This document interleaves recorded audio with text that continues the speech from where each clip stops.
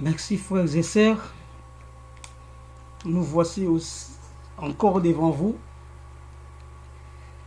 Comme je vous ai dit, il y a 5 ou 6 heures du temps, que nous allons commencer maintenant avec des lives à Facebook. Non, on était à Facebook, maintenant on est à YouTube. Je m'excuse. Je salue tout le monde, partout où vous êtes, dans les 5 continents du globe. Que la paix du Seigneur soit avec vous. Comme d'habitude, toujours avant de commencer, écoutons la belle mélodie qui glorifie l'Éternel. Merci beaucoup.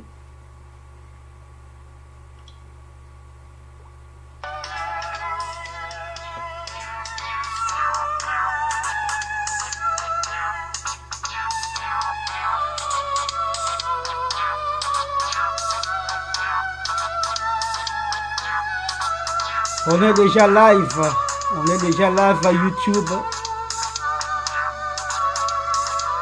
Juste pour la parole de Dieu.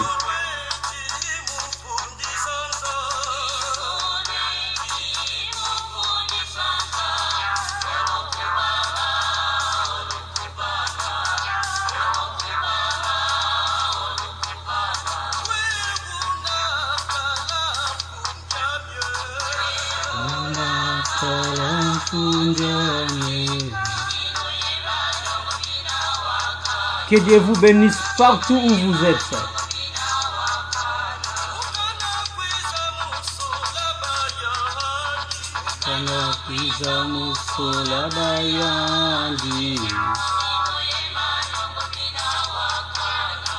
Jésus-Christ viendra choisir les siens. Bien aimé, il faut bien écouter. Il viendra prendre que les siens. Ceux qui sont élus avant la fondation du monde, les véritables enfants de Dieu. Les choses sérieuses commencent pour le salut de vos âmes. Je suis simplement la voix de celui qui crie à Londres pour aplanir les chemins de l'enlèvement ou les chemins du salut. Rien que pour la véritable parole authentique. On dit ici, préparez-vous. Que fait-il, mon cher? Il viendra choisir.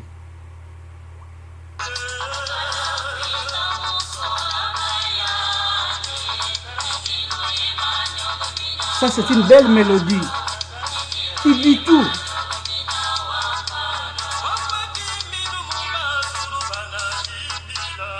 Jésus-Christ va revenir certainement prendre que les siens, les véritables enfants de Dieu, nés de nouveau, qui pratiquent la parole de Dieu. Pas ceux qui écoutent seulement, mais ceux qui écoutent et pratiquent la véritable parole de Dieu. Donc je suis là uniquement pour sauver quelques-uns du feu. Il y a bien des gens qui sont déjà dans le feu. Il faut les récupérer. Les récupérer comment? Par la parole de Dieu, simplement. Simplement la parole de Dieu.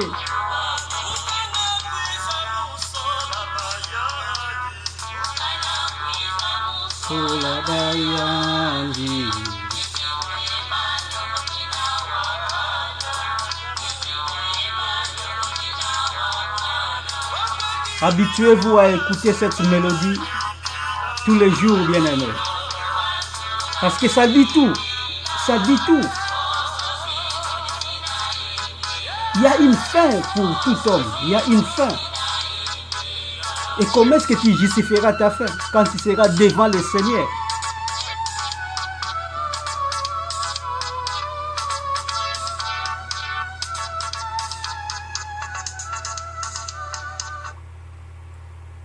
Merci beaucoup. Nous sommes là. Comme vous voyez, notre titre ou notre sujet, Fouillez les méchants, les enfants de Dieu. Fouillez les méchants, les enfants de Dieu. On est déjà live. Habituez-vous à ces comptes de YouTube. De taper simplement Mata Pense, c'est tout.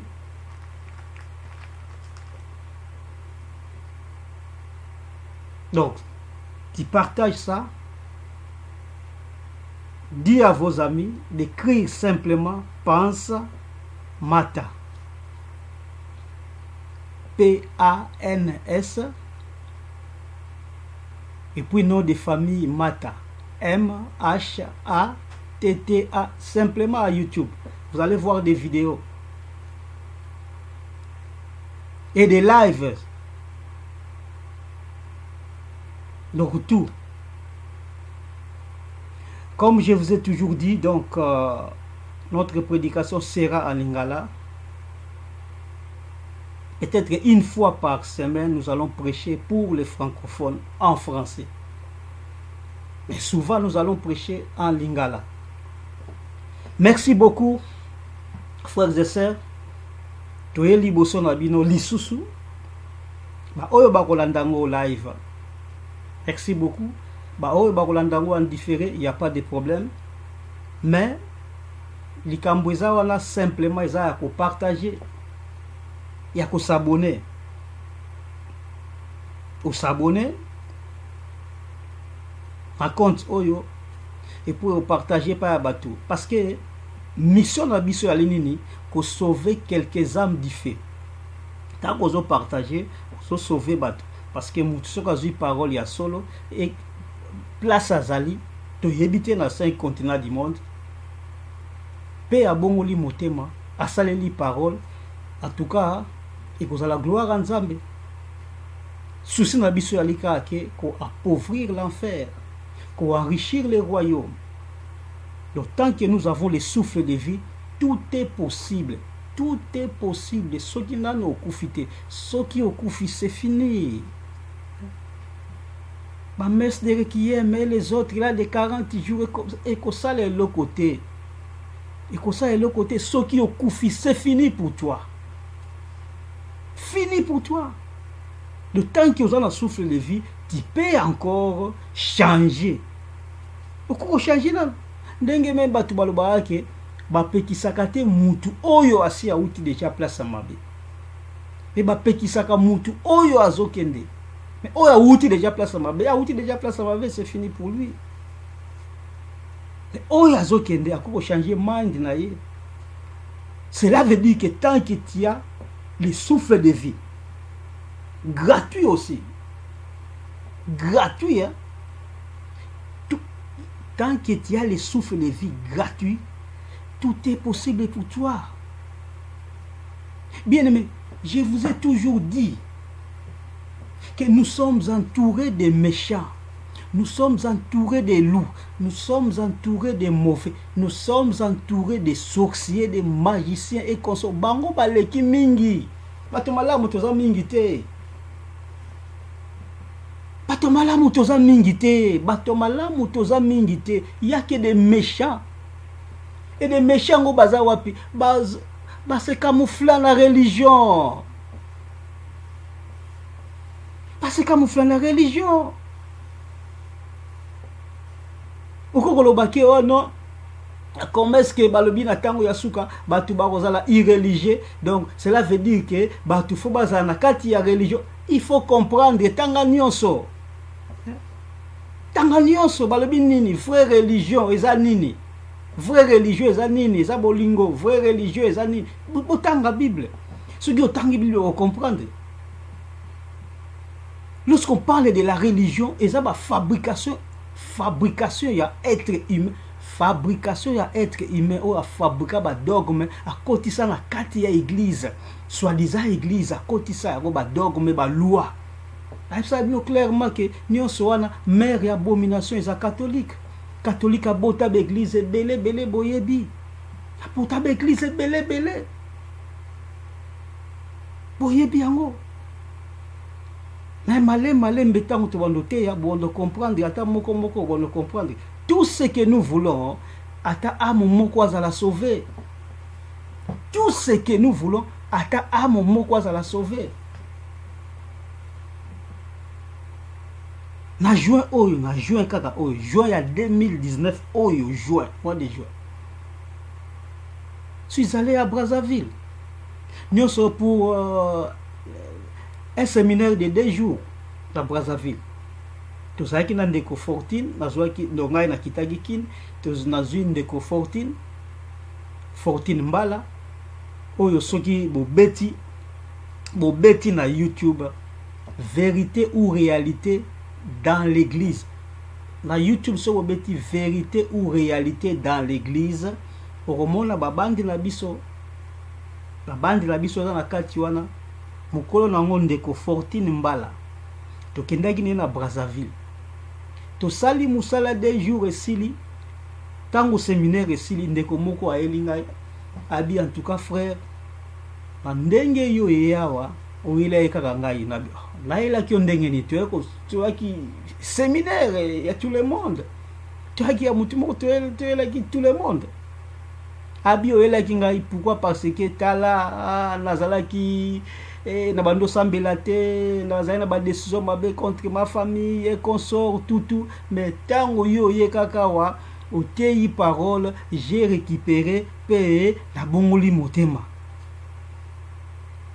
Nabi ya solo yo sambela kate bina sambela kate nabi mingana kansaki bino wo yamba biso na biche quoi que yo sambela déjà te ba pesa biso ka invitation que nous avons séminaire yango na yaki donc vraiment na bongoli motema à partir ka koyoka tout ce que tu viens de dire et puis nyonso lobi vraiment oteyi ngai nabi merci beaucoup nabi sindeko 14 omoni. Là où tu loin combien de milliers de kilomètres. Mais Nzamba tindinga kaka pona mutu moko. Nzamba tindinga kaka pona mutu moko. Donc, lorsque la véritable parole est au prêchame, au mona kaka moko to mibale ba seisaka yango. Pe babiki samaka. Parce que Nzambe a tinda mwana na ye pambate atindaki Philippe akina koteya enike Ethiopie boyebi Nzambe atindi kaka mwana na ye akende kubikisa mutu moko boyebi histoire Enoch azalaki télémagiste asala Nzambe 300 ans asala Nzambe il s'est jeté. Ukangama na Nzambe 300 ans ils ont jeté Nzamba monique justice a mutu eleki enleva ye. Boyebi histoire ya Noé le prédicateur de la justice. Bien aimé, boyebi histoire à Lot qui était le seul juste dans sa génération.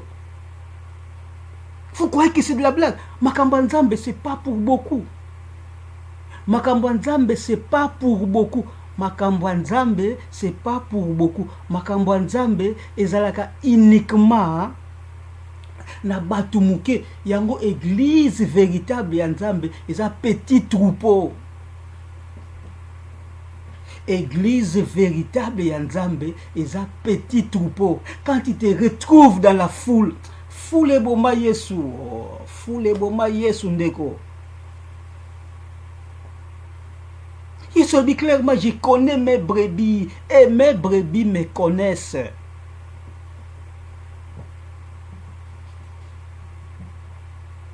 Yesu tango ayaki. Tango Yesu ayaki. Azaki na foule. Mais combien batikala? Combien batikala? 12 apôtres. Combien batikala? Foule nyonso na kima parce que foule et supportera nango vérité. La foule et supportera le mal. Foule et supportera le mal. Parole ya Nzambe et yelaka mutu moko to mibale. Bien aimé, regarde dans ta famille. Regarde dans ta famille. Omona yo moko obongola mutema. Regarde dans ta famille. Vous savez, examen de conscience. Dans la famille, on m'a dit, non, la bongola mutema véritable. Oh, asala nzambe ya solo, celui qui craint Dieu, comme dit Josué et Caleb. Bien aimé, Mambanzambe ça m'a séquité. Et on te dit clairement que donc on est ici pour les choses sérieuses. Les choses sérieuses pour les salis de vos âmes. Parce que quand tu n'écoutes pas la véritable parole de Dieu, bien aimé, quand tu n'as pas la parole de Dieu, Jésus est la parole. Donc quand tu n'as pas Jésus en toi, Jésus a besoin de bateau,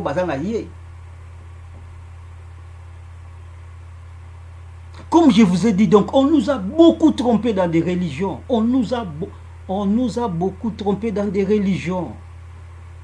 Beaucoup trompé. Beaucoup de gens sont dans des religions, c'est pour glorifier les gourous, la tête à dénomination.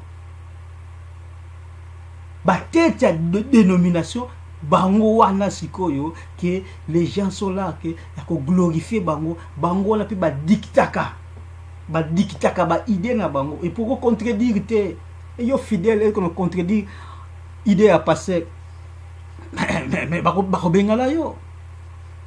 On a vu beaucoup de trucs. Londres, c'est une ville d'abomination. Nous avons vu beaucoup de faux pasteurs, de faux prophètes. Donc, nous sommes beaucoup là-bas. Nous devons être sérieux dans Makamba Nzambe. Ou bien nous servons Dieu, ou bien nous ne les servons pas. Il faut que soit sikoyo para. Parce que au cause à la rate que bazoko sakalo tous les jours. Aucun ne resal la tata pasteur. Non, il faut te révolutionner.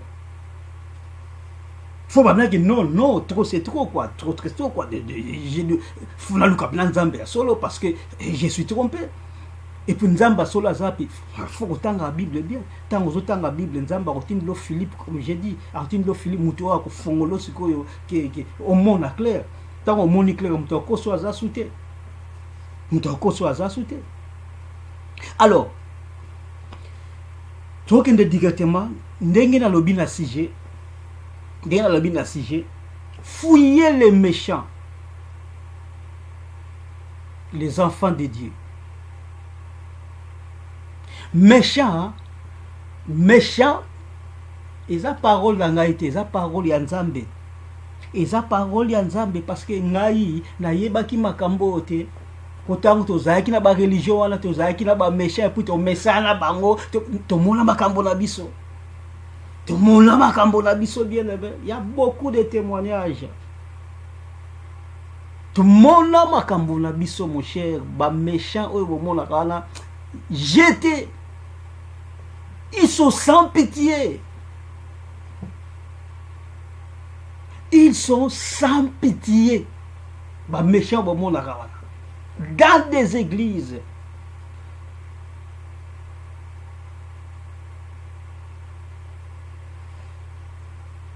Tokeyi rapidement kotanga parce que tokolo ba mingité, faut toujours kotanga. Et puis si j'ai onayebi ke kosila nango lelo te. Non. Surtout que ça va bloquer sur YouTube oyo. Bon bika ke za question attend. Pourquoi? Parce que ceux qui ont tié pétain et belé, bateau baza comme Kinshasa, c'est difficile de télécharger. Diango na ko zalaka batam moko un peu raisonnable de façon et permettre bango batala pe ko za malamu. Parce que te ko sala ngaka te uniquement pour na biso te na facilité ba mégabyte. Non. Ça parole les a battu nyonso. Pour tout le monde a la sauver. De na habike ekosila na ngote. Mais l'essentiel est Salema, de façon que place de là, nous allons continuer. Faut que vous la mingi habitué dans la live oyo à partir de 19h à 20h. Les bandes entre 19h à 20h.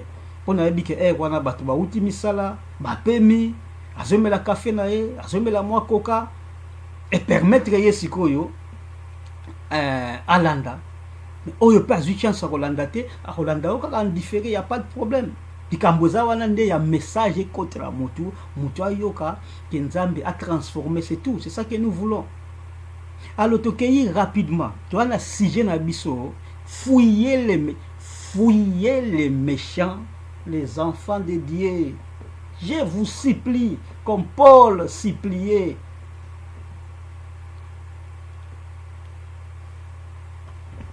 Proverbe 24.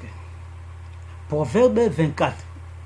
L'autre jour, la Bible n'a biso totanga. Proverbe 24.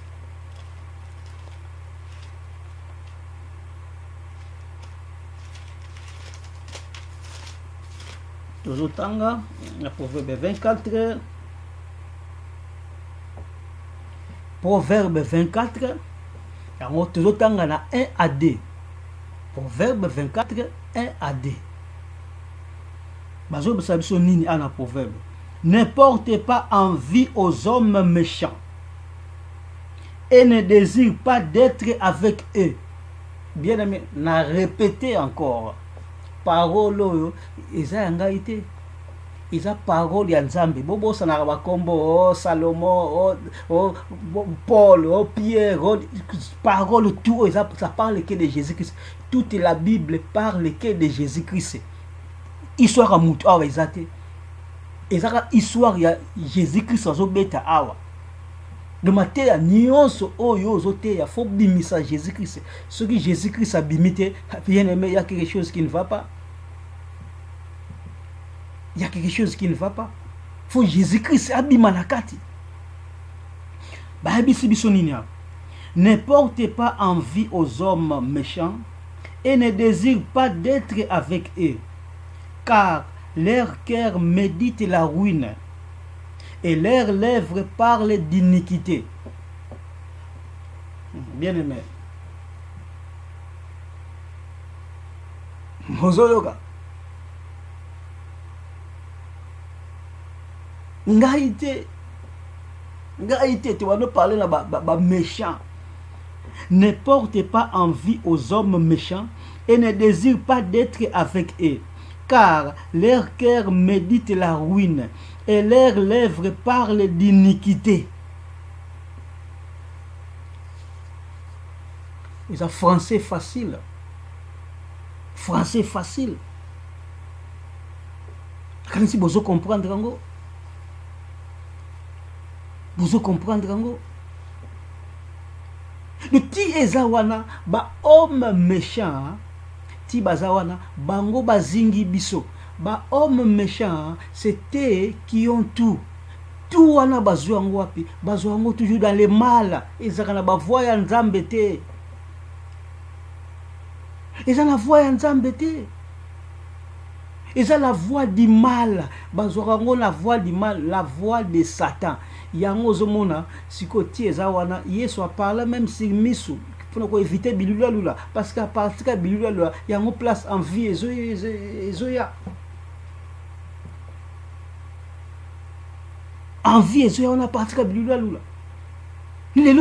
La jeunesse quinoise est détruite. Pourquoi? Parce que bilula lula oh ya zuibo ngape fona la kozwa yango comme prostituée et consort soi-disant mutu asambelaka soir ake kosala kindumba de façon ki azwa mbongo asombe loko boye asomba suki kabelo suki nini bo amona ki pa camarade et conso boye biango lelo ba jeune boulot ezalité tellement mutu koti campus ya passe ista ya passe ISP IBTP donc vous pouvez nommer oignon ce boyebi mutu assis ne peut classe bien famine et souffrir ko foutre ba classe.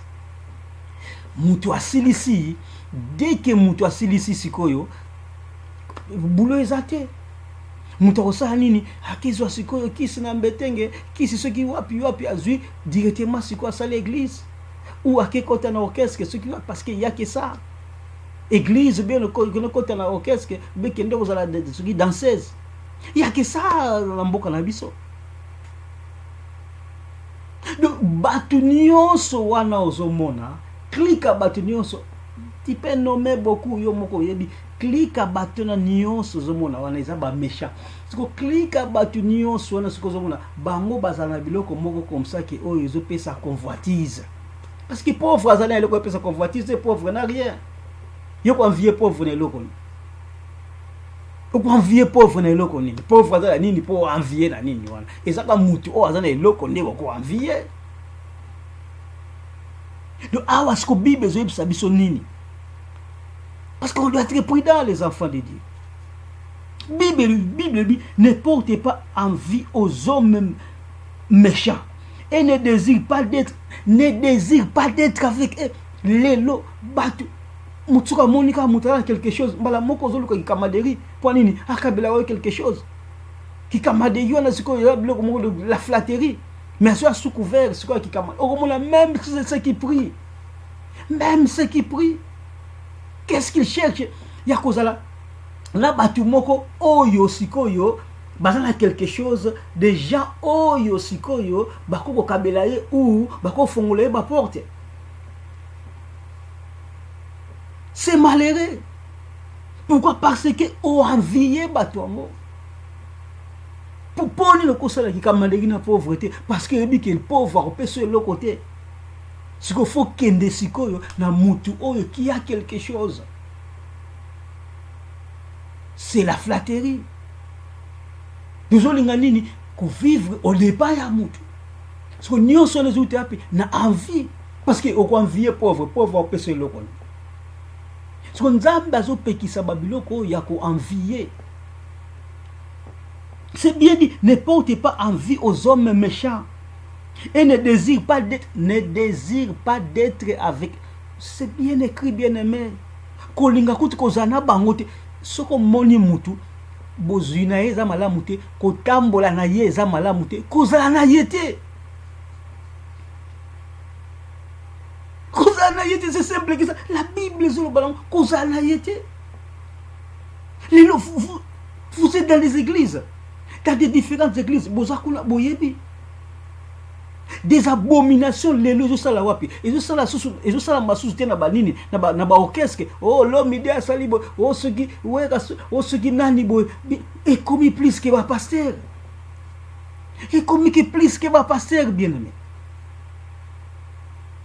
les ce scandale que pasteur moka melisa ki batu pétrole pasteur moko asekusi batu ce qui wapi pasteur moko azolesa batu matiti pasteur moko, il y a que des pasteurs crime. Lelo, bouye biango. Bon, siko yo, osa l'église à tata pasteur wana. Osa l'église à tata. Prenons Londres, tu fais na Londres. Combien de scandales ça met l'église à Londres? Que pasteur a zobima avec presque tout le monde. Mère banana ina les collaborateurs basna bango donc ils s'en foutent parce que basi bazoba magie no senga ndengwana faut des débauches où a commencé la quartier église boyebi yango et puis yo mutu ozoba benga que soi-disant chrétien ya oma tiatu zaki nango liboso bi que est-il le choix de Dieu? Yo mutu benga que yo bala yesu siko yebi ba aventure ya pasteur wana o yebi ba aventure évangéliste wana prophète wana docteur wana que sais-je encore o yebi tu es conscient awa te osola malembe bien aimé o yebi ango ezate ke ozosala semblant koyeba te oyebi ok pasteur boabimaka na camarade nanga pasteur qu'est-ce que tu fais là-bas? Est-ce que ngana yebisi obima est-ce que ngana yebisi obima est-ce que j'ai ce monopole là? La Bible ne portez pas envie aux hommes méchants et ne désire pas d'être parce que bazaba homme méchant muta osa mabaza homme méchant donc ne désire pas d'être avec eux car leur cœur médite la ruine et leurs lèvres parlent d'iniquité. Méchant panaye, il pense que le mal méchant akanisakane mal, c'est la Bible zolo balon. Méchant akanisakane malamute, ya akanisakane kamabe. Oh, bateau, bambongo, belé, businessmen, belé, belé, boyebi, moi comme ça, qu'est-ce qu'il faut faire? Faut le rezoaraba. Quand tu as mis toi, en Afrique, quoi, bon, en Afrique, faut exploiter les gens, faut esquiver les taxes, faut. Boyebi, les riches blaguent avec les pauvres. Pour pas qu'on marque riche, voilà. Il y a un monde des alliés, la différence à mon aile. Riche, riche au temps dans le monde, mais pauvre au temps dans le monde. Mais riche au temps dans que des milliardaires et des millionnaires, beaucoup de temps dans le monde. Dans chaque mboka bozali, au temps que il y a un livre américain, c'est ce qui Forbes, ce qui quelque chose de comme ça. Et les misaki, milliardaires, millionnaires, et les misaki, ce qu'on a, mais ce qu'on est pauvres dans la liste c'était. Nani kuta qui paye pauvre, nani qui paye pauvre liste ezate. Ce que yozo linga oza na batuana. Ici on mélange tout, les méchants on mélange tout, les faux pasteurs batumabe nyonso zomele parce que bango nyonso bazaba méchant. Différence ezate, leur père c'est le diable. Vous avez un faux pasteur, père naïe c'est le diable. Faux évangéliste apôtre comme ça. Père Nabango, c'est le diable. Différence exacte. Ici, nous prêchons la vérité aux enfants de Dieu. Tant que yozo kangamana, mutupona envie. D'abord, tu as déjà péché. C'est bien dit ici. Ne porte pas envie aux hommes méchants. Et ne désire pas d'être avec eux. Car leur cœur médite la ruine. Et leurs lèvres parlent d'iniquité. Leurs lèvres parlent d'iniquité. Pas la bango, il n'y a que le mal, des bêtises et consorts. C'est bien dit, Awa. Nous devons ouvrir les yeux. Ce qui était à Mouboulou. Tu qui n'a Psaume 37. Psaume 37. Le place aux aka na proverbe wana. Osala ndenge nini, ozonga sima. Ozongi sima. Et on mona, c'est quoi Psaume.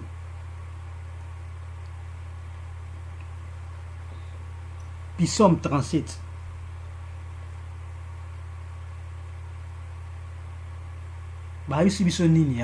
Qu'est-ce qu'on nous dit ici dans la parole de Nzambe? Ne t'irrite pas contre les méchants.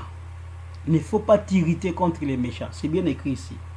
N'envie pas ceux qui font le mal. Ah, écoute, va éclaircir encore. Voilà. N'envie pas ceux qui font le mal. Le Psaume 37, tu vas dire dans 1. Ne t'irrite pas contre les méchants. N'envie pas ceux qui font le mal. Car ils sont fauchés aussi vite que l'herbe. Et ils se flétrissent comme le gazon vert. Confie-toi à l'Éternel et pratique les biens. Français facile encore. Français facile encore. Fouillez les méchants. Les enfants de Dieu, je vous supplie, fouillez les méchants. Bible est le bango ngaïté. Parce qu'il y a yebi que vie à biso ezali nini, ils en a donc tout ça mélangé. Tout ça mélangé. Place yozali na boulot, salaka partout yozali na classe et qu'on se place nyos o yozali. Il y a que des méchants. Ce que bazo yebi sabiso nini. Ne t'irrite pas contre les méchants, n'envie pas ceux qui font le mal. Yo moni méchant na babilo ko na ye bona boy auto zona ikisi soit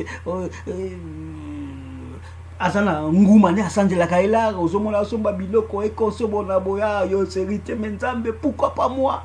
Pourquoi pas moi? Est-ce que tu es otika bona mokili? Tu es otika bona mokili? Tu vis to kozala ka boy famille pauvre to kozala ka boy. Menzambe maramba ozandiki. Ne t'irrite pas. Ne t'irrite pas. Landa voie légale, Nengezali. Landa voie légale. Tu veux avoir l'argent, oui.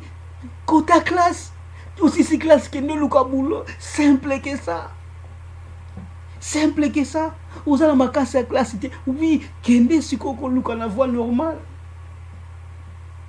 Mais ne t'irrite pas contre Mouta Bozuna et Belé. Parce que les méchants, Banababiloko Belé, Banababiloko Belé. Et qu'on peut ça en vite, on peut ça en vis, on a ipé fini, c'est fini. C'est fini pour toi, mon cher. J'ai bien dit. Aujourd'hui, Bazo Bengo Moutina comme on a. Mais il y aura un temps où on va t'appeler cadavre. Tant que Bengo Siko cadavre, c'est trop tard. Attends, va continuer, c'est ce qui a dit. C'est trop tard, bien aimé. Tu es foutu. Tout ça, quand toujours notre pisson 37 na bisoana. Babi, car ils sont fauchés aussi vite que l'èbre. Ba méchant nyon son bobi vina bango. Vina bango ezaka mukuse. Arene ta muke akei na ye. Boyebi na Zaïre, surtout na Zaïre na biso. Boyebi. Courte joie, boyebi nganga na tambulaka na boma mwanda matadi mbanza ngungu kisantu Kinshasa tournaka wana akufaka pete. C'est un démon, tu dis akufaka pete. Depuis kala tu bandoka mutongo na mundele wana. Qu'est-ce qu'il fait donc tellement yebi la pauvreté na mboka akoya kokosa yo. Aya kosi yo sikoyo ki sinon okosala succès à 5 ans. Il peut on dit succès à 5 ans en tout cas passe les na famille na ciné kaka 5 ans les amis na rené kaka pour passer l'équipe pour attendre kufi na pour mes arts les anciens na ngindi pour se attendre na zuite na kufa na pauvre allez OK zo ce qui c'est pas courte joie. Je considère diable a tellement diable père à mensonge à cause de 5 ans on a la moins d'une année yo beaucoup mi beko kufi ou bien liboma. Ce qui m'étonne, chaque année, tant que tu guitares wana, mais qui nous la nombre de bateaux maboma. Va à Kinshasa, t'as la nombre de bateaux maboma, nyon sona, bakinoso bakisi, makambo simbate. Diable a kosa bango. Diable a kosa bango. Nyon sona les appels en vie. Botuna bateaux maboma nyon, botuna bateaux maboma nyon sona. Qui me tombe bon man so OK oh deti ba ki liboma sili bozota di bato maboma tuna bango au mona 9 wana za envie na envie ki boye na sala ki boye en tout cas na mona ki boye ni nyona yango etinda kinga boye ya que ça ya que l'envie et puis yango la Bible sur le bela biso ne t'irrite pas contre les méchants n'envie pas ceux qui font le n'envie pas ceux qui font le mal ceux qui font le mal qu'on vie bangote. Car ils sont fauchés aussi vite que l'herbe. Ni wana bango ça rapide. Bazaka batumo comme ça. Bien aimé, botala bastar na biso nyonso. Botala bastar mondial nyonso. Bakufa na ba âge ni. Mingi bakufa ba 50 ans. Mingi bakufa avant 50 ans pour ni ba wela kisa ko sala succès. Qui ça ça la succès après ce que diable a kosi bango bakufa ka jeune utala ba via bango nyonso na balinga ko zwa mingi utala ba vina bango utala ba via bandumba nyonso na bakini wana vérifier vina bango bakufa rapide pour l'année. Bible le bien moi car ils sont fauchés aussi plus vite que l'herbe et ils se flétrissent comme les gazons verts. Confie-toi en l'Éternel et pratique les biens. Confie-toi en l'Éternel et pratique les biens. C'est ça qu'on nous recommande. Awa n'appartient liboso awa. Tozoko bakaka na nini na biso. Que fouillez les méchants. Les enfants de Dieu. Fouillez les méchants. Tozaka kawana. Pour permettre que batu nyonso bala na même à Kinshasa ba télécharger. Il y a un ce que tu dis comment va 1 heure de temps. 39 minutes à 40 minutes au coquille et permettre de faire la tendamboine. Quant aux autres ndenge zawana suite nango ezali vous allez toujours brancher chaîne na biso oyo bozomo nango donc na YouTube obetika pense mata c'est fini romona live ali otali. Nous prêchons uniquement pourquoi pour nous sauver quelques-uns du feu. Bakosi biso mingi faut la révolutionner. Bakosi biso mingi na makambo nzambe oyo. Makambo nzambe voile faut quoi. Quand on voit le koyo comme on a muto ko so soute. Bo souffrir mingi, to souffrir mingi. To souffrir mingi ba contribution na batata pasteur. Tout ce qu'il nous disait là-bas, c'est une éducation à la vie. C'est une éducation à la vie. Bah histoire na bango. Tout on a fabriqué. Au moins ba zui passer na bango ba fabriquer les iso batanga ba zui livre à Paul. Ba longa comme ba Paul, ba che comme ba passer na bango. Ba fabriquer ce histoire. Kazala ki boye, le la Paul, tala salabo. Tout on a ba mensonge. Bien les on était dans ces histoires, on était dans ces histoires. J'étais prêt à Kinshasa. Il y a sponsorisé le livre moko, il y a un pasteur que j'aimais beaucoup, croyant Kazaki Nzambe. Il a sponsorisé le livre. Parce que comment le livre lingala, il fallait sikoyo na comment on a na français na langue mosusu. Mais Dieu a fait que Simbate et Simbate parce que Nzamba ebega izaba fausseté. Ils ont connu qu'on rendre kilt na mutu. Qu'on rendre kilt na mutu. Et c'est mutu, on peut c'était un magicien. Parce qu'il est un magicien sorcier. Bien aimé, nous avons beaucoup à dire. Nous avons beaucoup à dire. Soyez toujours branchés. Que Dieu vous bénisse.